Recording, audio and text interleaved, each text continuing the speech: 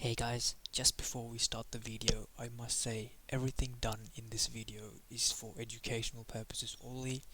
Do not do illegal things, that's bad, you will go to jail, and I do not endorse it. Thank you, and I hope you enjoy the video.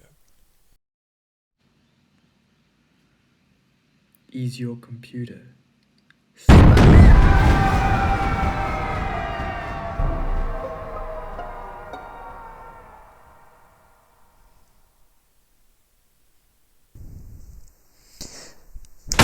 Hello and welcome. We're going to look at some computers today in a very sus form, and this will be more of an educational video. So what I'm trying to achieve here is just education. This will be educational, so we'll be looking at computers and how they talk to each other on a local area network. We will be looking at a single specific concept or a protocol which is called ARP. That specific concept interacts with multiple components of a network, so we'll be touching on multiple subjects. I'm just going to explain it to the best of my abilities, and hopefully it all goes well. And it's going to be filled with random stuff. I have no clue. Like, if you saw the intro, it's probably just utter garbage, but I'm just going to do what I can, and we can probably learn something, and yeah, we'll see how it goes. Okay, sweet. So how we're going to go about doing this whole thing is basically we'll first look at what ARP is, or what Address Resolution Protocol is. We look at the theory bit, so we'll see what it is, what it uses, and then we'll look at how it works, so how in a local area network does this protocol work. Then we'll jump on to practical, or just by doing something on a computer. We will spoof an ARP address on a Windows 7 machine using Kali Linux, and then just look at maybe a few bits of data that's passing through, and stuff like that. And then at the end we will look at the countermeasures for the what you can do to protect yourself, or just use your common sense and stuff like that. So how to not fall victim to this specific attack. But yeah, that's about it. We'll do that, and hopefully it's all good. Sweet. So we'll just jump right into it, I guess. So we start out with what is ARP, right? What is Address Resolution Protocol? Now, ARP so it stands for Address Resolution Protocol, and this is used in your local area network only. So this is not a routable protocol. It's only used within the machines on your specific local network connected to a router. So we'll look into diagrams and stuff that I've made later on, but all that you need to know is that it runs within your local area network, and it tries to find out the MAC address that's associated with a specific IP address. So that's the whole goal of this protocol. It runs within your local area network, and since to transfer data from one machine to another, it needs something called a MAC address, which is media access control address, I believe, and it is a unique address tied to your specific network card. So if you have a phone, there will be a MAC address for the phone. If you have a laptop, there will be a MAC address uniquely tied to that laptop on that specific local area network, and it's different to your IP address. So what ARP does is it finds that unique MAC address that you have, and it finds that unique IP address that you have, and ties it together, so it knows which IP address belongs to which MAC address, and vice versa. And so that's the gist of, or the basic idea of this protocol. This protocol uses two components, which is the MAC and IP address. The IP address is the unique address that is tied to your network card. We'll see a few examples later on. So it's generally hardware based, so it's coded in to the system, but it can be changed. So you are allowed to, you can change it, but generally if you don't tamper with it, it just stays the same for the lifetime of the use of that specific laptop or phone or whatever. And then IP addresses are relatively different. So it is a unique address that is assigned to your machine by your router. So let's say, for example, you have a laptop, you connect it to the Wi-Fi. The Wi-Fi access point then becomes the router in most cases, and that assigns you a specific IP address, and that's your IP address. So that's always dynamic. So every time you take your laptop and move to another network or anything of the sorts, you connect to a different router, your IP address changes. But your MAC address generally just stays the same. And what the ARP does, or Address Resolution Protocol does, is ties the MAC address to the IP address. So the next question generally that I would have asked is, why do we actually need the like ARP, right? Or why do we need Address Resolution Protocol? So nowadays, even though we have the internet, so all communication in the internet is using the IP address, right? But once the internet, once it's within your own local network, so inside your own router, or the network behind your router, you need MAC addresses to identify unique unique devices. So your phone, your laptop, and all of them. If you need to identify individual devices within your local area network, you generally need your MAC address, just because there's a high chance of your IP address changing. I mean, there is a chance of your IP address changing. In most of our home networks, it really doesn't change, just because we have so little devices attached to it, so it's fine. MAC addresses are generally needed to help or facilitate communication on layer 2 of the OSI model, which I didn't put the image of for some reason, but yeah, fuck it, done, yeah. And then MAC addresses are generally used, they differentiate, yep. And yeah, they need to tie the IP address to its respective MAC address. We'll look at why when we look at the images and how it works, but these are the few things, the few reasons why we need Address Resolution Protocol. Now, okay, sweet. How does ARP, or Address Resolution Protocol, really work, right? So it has a lot of steps, and there's an image. It's pretty cool. I used it doesn't matter, but yes, it is. So yeah, we'll look into this. So the basic steps on how this actually happens, I'll explain through this situation, right? So let's say your router. So here, this bit. Oh, Jesus. Yep, sweet. So your router, which is your default gateway, your router is what stands between you, so your laptop, your phone, and the internet, right? So every piece of data you send to the internet goes through the router, and that's generally how most local area networks work. So your ARP, or this protocol, is only used behind the router, so it's not really passed on into the internet, or none of this is usable over the internet, but it's only within your set network that this protocol is actually used. So let's say you send a message to the internet, right? And that message is coming back through the router, and the router needs to know where to send it. So generally, the router asks for the IP address and the MAC address of the specific device that it needs to send anything to. So the router first, if it doesn't know the MAC address of your laptop, let's say your machine, what it does is broadcast a message on the whole network. So to everyone on this network, it will broadcast a message saying, "Hello, do you have 10.0.0.73? If you do, please tell me what your MAC address is." And the router sends this to everything on the specific network, right? And what then happens? So the broadcast message is the step 1. That's the first step of this protocol. So what is happening? How this protocol is actually resolved. So the first thing is that the initial situation is that the router does not know the MAC address tied to a specific IP. Then the step it takes is it asks literally everyone on that network, "Hello, do you have this IP address? If you do, can you please tell me your MAC address?" So let's say the router sends out this broadcast to everyone on this network. Your phone will receive this message and say, "Oh, do I have 10.0.0.73? Well, the answer to that is no, because it has 10.0.0.80, so it'll just disregard that message. It will disregard that broadcast and just drop that packet.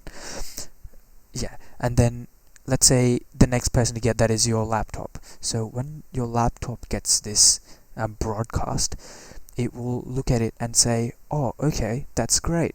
I have this IP address. So because it has this IP address, what it does is it responds back to the router saying, hello, this is my IP address and this is my MAC address. And then the router updates that on its own system or within itself, and it updates that in a specific area which is called the ARP cache, which is literally just a table which has the ARP or the MAC address and then the IP address of the machine, of each machine. So it'll have a, like let's say it'll have 10.0.0.73 and then it'll have this MAC address just beside it, and then it'll have the next entry will be 10.0.0.80 and then this MAC address. That's generally how it works. So it's a very like simple asking and then receiving the answer kind of situation. There's no authentication, authorization or anything of the sort, so it's very, very simple. There's no security wasn't in mind when they made this, right? Which is, I mean, yeah, it's very efficient, it works well, it's great, doesn't really matter, but there's no security. That's like the flaw in this whole thing. It's not a flaw, it's just like how it's built.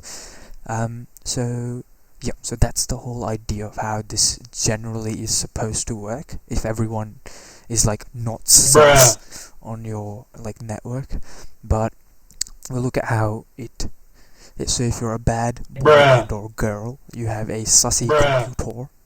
So so what you can do, or how you can spoof or like use this to your advantage, is basically, let's say the situation is now changed, right? You have your same network, you're in the same network, but then there's like some random sussy computer or like an unidentified actor is present on your network now. So he gets the password to your, I don't know, your router, and then just logs in on your Wi-Fi or something of the sorts, right?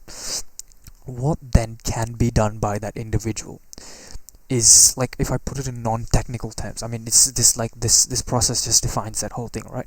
But look, if you look at the image here, it's literally putting yourself between the router and then the machine, like the user's machine or the target. And how you would do that is, since there's no authentication when you update the ARP cache, like when any computer is updating the MAC address tied to the IP address, it's not really checking anything. It's just looking at what they receive and saying, yes, this must be true. So in this situation, let's say, so an unidentified actor has entered your local area network and proceeds to make very sussy actions. So what the sussy actions generally are is basically two ARP calls, or like in this case I've highlighted the straight up lies. So basically it sends out messages to targets, to the specific targets. So in this case it is your laptop or your machine and the router, because we want to see everything that you're sending through to the internet, and the perfect place to be would be between the laptop or between your machine and the router, so that everything you send will go through me, then to the router, and then outward, or just outward. Yeah, it doesn't really matter. But yeah, so that's the idea, right? So how it does it first updates the, like, let's say the router. So the malicious person will first send a message to the router saying, hey, my IP address is 10.0.0.73 and my MAC address is just, like, let's say in this case it's all ones. So the gateway, I mean the router just says, oh, okay, cool, and then just updates that in its ARP cache. And then what the then the next thing the suspicious person does is he messages your computer, or he tells your computer, hey, my IP address is the router's IP address and this is my MAC address. So these the changes that are made is, like, it's tying the, it's, so, like, how do I explain? Yeah, so in your laptop, the IP address for the router is assigned to the MAC address of this suspicious computer, and in your router, the IP address for your computer is tied with the MAC address of the suspicious actor, right? So how, like, I can explain this better with an image. So what generally happens is data no longer flows directly from your computer to the router. It goes through the suspicious computer through to the router, because both the router and your specific machine think that this suspicious computer is the other party or other interested party. So the default gateway or the router thinks that the suspicious computer is you, and your computer thinks that the router is the suspicious computer. And since it just passes through all the data, it just stands in the middle and gets everything that you're looking at and browsing and or doing, and then just sends it over through the internet. So that becomes very clear as to what you can do there. So let's say if this happens in McDonald's, because it's all open Wi-Fi, right? Anyone can do this sit between you and the router, or basically you and the whole internet, and get all the traffic that you are generating. So there is a lot of protection in place for that anyway, but it's still a lot of risk.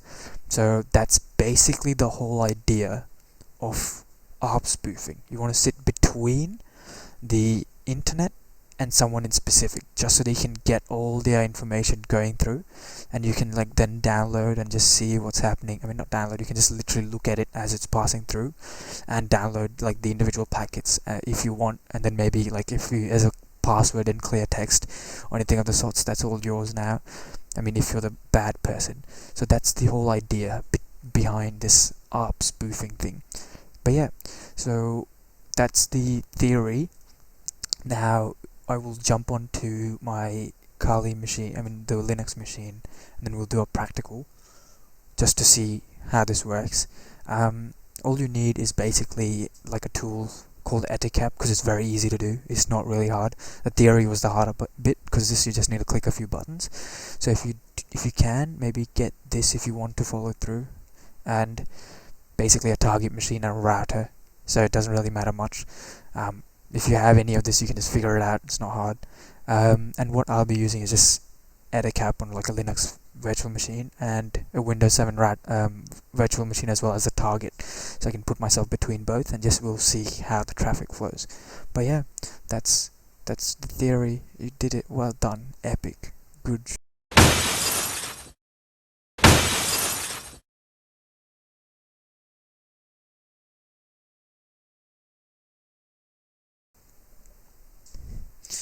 Hello.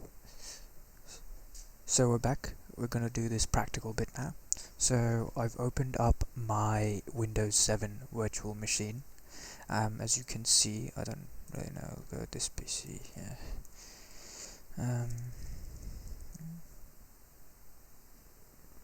I'll just do that. Yep. So if you just see here, there we go. We have a Windows 7 Professional. Just kicking back, it's running on a virtual machine, so it's just garbage. It's got 3 GB, whatever, RAM stuff, whatever. But yeah, so basically a Windows 7 machine, running smoothly, and this will be our target machine. So since we want to just poison the ARP, what we'll do first is have a look at what our IP address is. So here we can see our IP address is 10.0.0.73. That's our IP address. And then we can also see that our default gateway is 10.0.0.138. So this is our router, basically. And we can do this on any Windows machine using IP config. And then let's see. So now if we want to look at all the ARPs, the MAC addresses of all the IPs that we have on our system, what we would do is ARP, which is ARP-A. So this will just list out all the IP addresses tied to all the MAC addresses on the system here. So we can have a look. Yep. So we have the internet address on the left hand side and the physical or the MAC address on the right hand side. So if we look at the first one, we have our default gateway, which is 10.0.0.138, 10.0.0.138, which is our router. Make this a bit bigger. Yep, there we go. And we have our MAC address, which is 70OB01, whatever. So that's the MAC address that's tied to it, right? So now what we're going to do is we're going to change this on this Windows 7 system using our ARP poisoning. So we're going to use our the suspicious computer to poison the ARP cache here, so that we can get, or like our machine,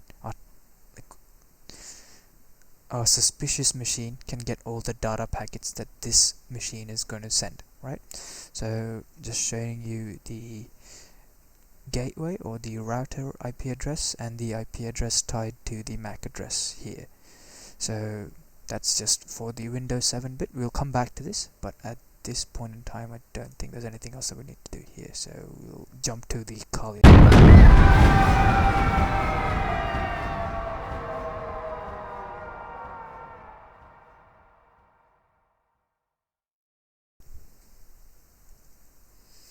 Okay, sweet. So now I have jumped onto the sus machine, just so that we can have a look at what needs to be done to poison the ARP on that Windows 7 machine, and then we can funnel all the traffic from there through our machine to the internet, just so that we can see what that individual might be doing and stuff like that. So first things first, we need to enable packet forwarding through our computer, just so that we can streamline the transmission of data from that Windows 7 machine through our computer to the router to the internet. So we need to be able to take in packets and receive and reply, through us. So the packets need to go through us to the internet and back from the internet to that specific computer, right?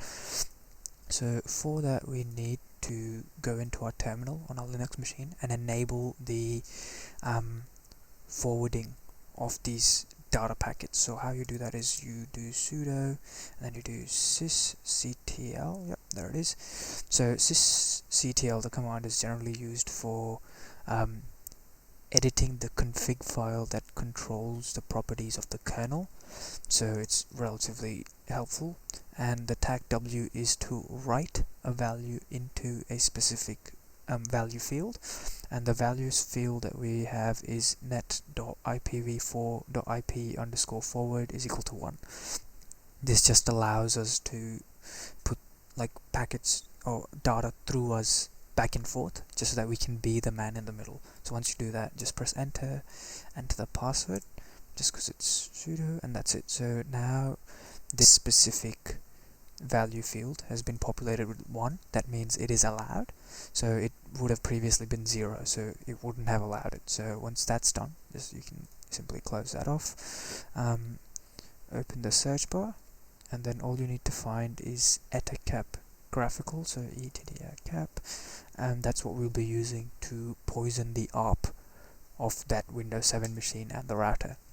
So once you click that, enter the password again, and this is the program. So Ettercap, the graphical version, much more easy to use. If you want, you can disable or enable this. I just leave it on, just so you can figure out who the hosts are. The primary interface is what interface you want to be sniffing. So in this case, it's just the Ethernet 0 or Ether0, so we're just going to leave that at that.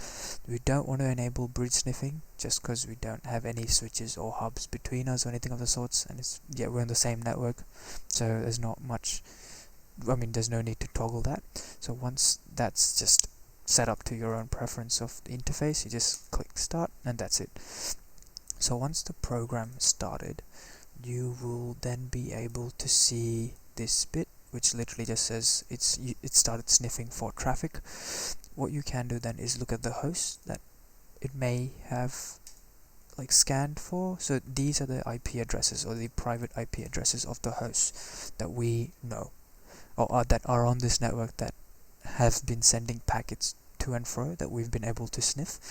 So we want to find that Windows 7 machine.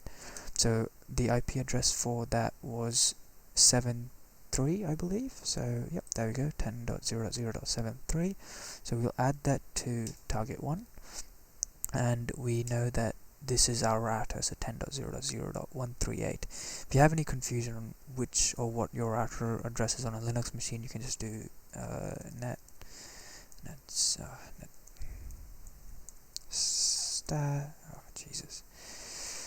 netstat-rn, and that gives you the gateway here. so that should be easy to get if you aren't able to do that. But you can just click that once it's here and then add to our target 2. You can also manually do that, add IP addresses to targets, but I generally don't because it's just too much effort. Once that's done, you can look at your current targets. So this is the Windows 7 machine, and this is our router. And now that we have everything set up, all we want to do is spoof the ARPs, just so that both these parties respectively think that we are the other party. So the router will think that we are the Windows 7 machine, and the Windows 7 machine thinks that we are the router. That's about all we want to do, basically. It's not hard, yeah. So all you need to do for that is you go to this small button that says MITM menu, which stands for man in the middle menu.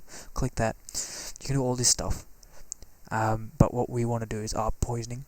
You click on that, and then there's 2 options here. We don't want to poison one way because the traffic won't flow through us. It'll just flow to us, and we'll just get the information, but we won't be able to pass it through and stuff like that. So it's fair, it makes sense, but not what we want to do. Sniff remote connections, yes. So just so that we can like constantly get their information. But once you click OK, everything, we can see this saying ARP poisoning victims. This is the IP of the Windows 7 machine. This is the MAC address, or what used to be the MAC address. So now what we'll do is, since we know that we have spoofed the the ARP address, we can just go to that specific Windows machine, and then we can look at the ARPs before and after, if they've changed, and then we can see what happens, right? So we'll just cut to that, I guess.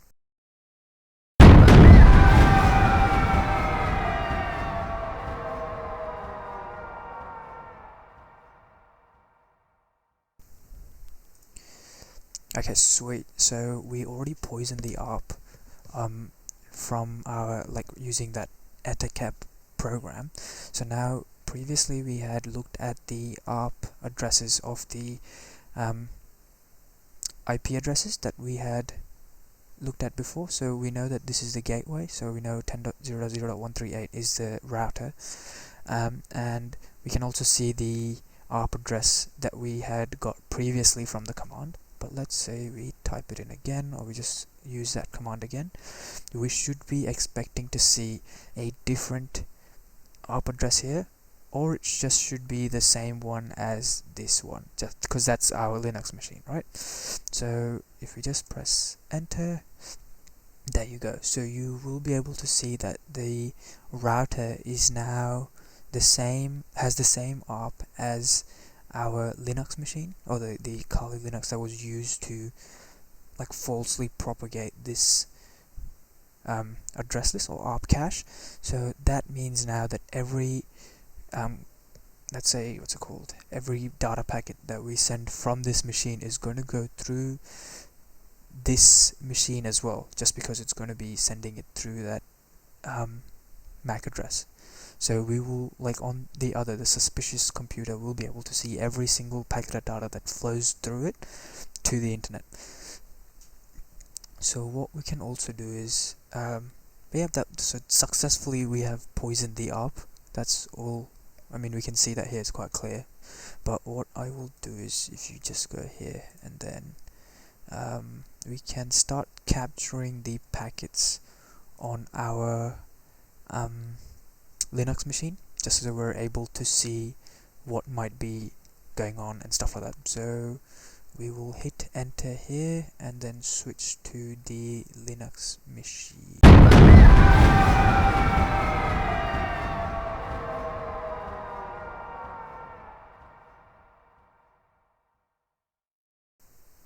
Okay, so just before we start looking at individual packets, I just thought it would be cool to just explain what Wireshark is as well. So this is Wireshark. This is generally what you would use to see individual packets going through your network. A filter, which is IP ADDR, is equal to 10.0.0.73, and what that does, that will just filter out anything that's coming from that Windows 7 machine, right? So right now we can see that it's sending out broadcasts with a name resolution for Google. What that means is that someone has entered google.com on their web browser, or that individual has entered google.com on their web browser, and this machine is currently trying to find out. So let's go here, query DNS Google. So it's trying to find out what is the IP address of Google, and yeah, that's like, it goes into all DNS, but literally we can see the packets coming through, and that's the whole point, right? So if I go start doing things on my Windows machine, I'll just start doing random stuff. Let's just do, you will now see an influx of packets, maybe, I don't really know, maybe not. See, Ettercap still running. Yep, so that's still running. Yeah, but here we have like all the requests that are coming through. So it's also, I searched in like some random stuff on Bing, so now it's looking for where is Bing, like on the internet, and trying to go through to there, and then we're getting all the traffic now. So this is literally it. Okay, so just as an example of what we're able to capture, like this is literally, so I logged into my router, because my router has like a web page where you can access everything, and this is literally every single packet I sent my router. So right here, if you see the post request, like just before I get the login, let's see, where is that?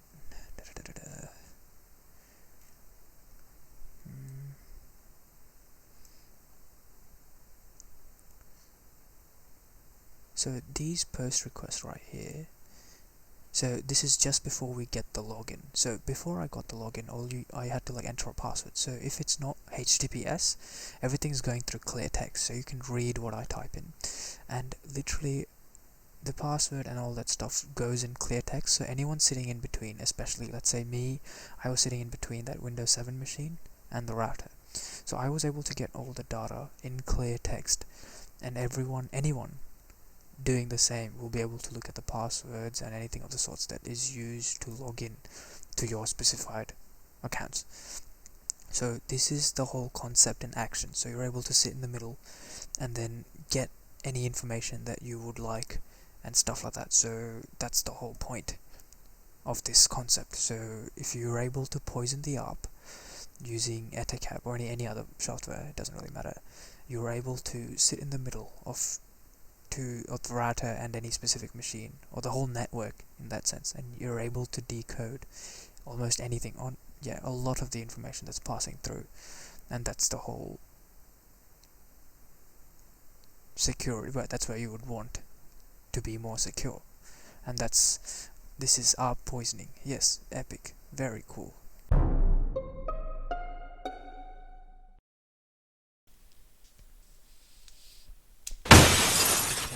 So in conclusion, in this video we looked at how to, or what ARP is, what is Address Resolution Protocol, then we looked at how it works, then we looked at how you can do the ARP poisoning attack, and that was basically the gist of it this far. It's quite shit, not gonna lie, it's got a lot of theory, for which I apologize.